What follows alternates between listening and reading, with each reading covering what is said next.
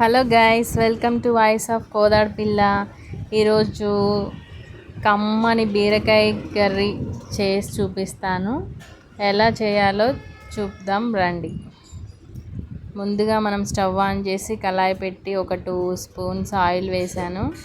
తర్వాత అది కొంచెం వేడైన తర్వాత ఆయిల్ తాలింపు గింజలు వేసుకున్నాను. ఇప్పుడు ఉల్లిపాయలు కూడా వేసాను.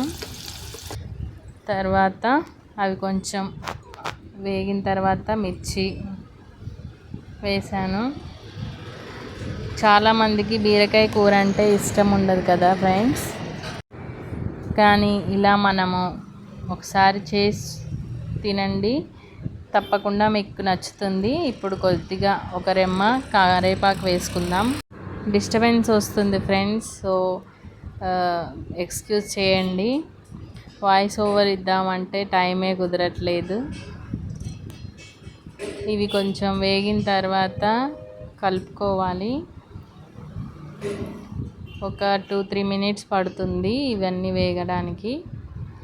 ఈలోపు మనం బీరకాయని మంచిగా చిన్న చిన్న పీసెస్ లాగా కట్ చేసుకోవాలి. కట్ చేసుకున్న వాటిని ఇప్పుడు మనం ఇందులోకి వేసుకుందాము.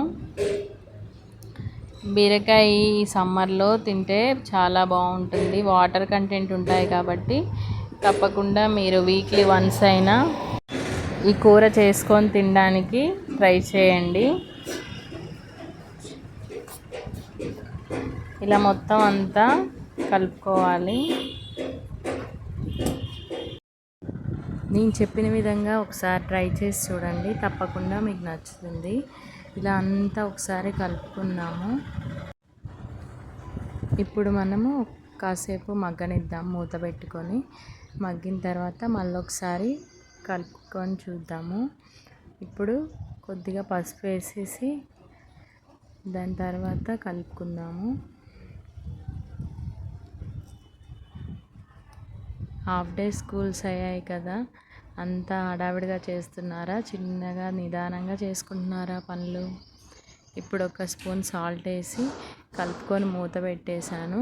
మగ్గిన తర్వాత మళ్ళీ ఒకసారి కలుపుకుందాము. కలుపుకొని ఇంకా కొంచెం ఉడకాలి కర్రీ. మూత పెట్టేసేసి ఇట్లా ఆయిల్ అనేది బయటకు వచ్చిన తర్వాత ఈ టైంలో మనము కారం వేసుకుందాము. కారం ఒక స్పూన్ వేసుకొని కలుపుకుందాము. సబ్స్క్రైబ్ చేసుకోండి ఫ్రెండ్స్. ఇలాంటి మరిన్ని వీడియోస్ కోసం నా ఛానల్ని ఇప్పుడే సబ్స్క్రైబ్ చేసుకోండి. ఈ కూర మీకు నచ్చుతుంది, ఖచ్చితంగా లైక్ చేయండి.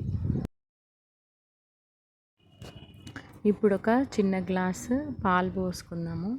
పాలు పోసుకొని ఒకసారి అంతా కలిపేసి మూత పెట్టి ఒక 2 మినిట్స్ ఉంచుకొని స్టవ్ ఆఫ్ చేయటమే. ఎక్కువసేపు ఉంచితే పాలు విరిగినట్టుగా ఉంటుంది, సో అందుకని ఎక్కువసేపు ఉంచొద్దు. ఎమ్మటే బంద్ చేసేయండి. 2 మినిట్స్ ఉంచి లాస్ట్గా కొత్తిమీరతో గార్నిష్ చేసుకుంటే అయిపోతుంది. Thanks for watching.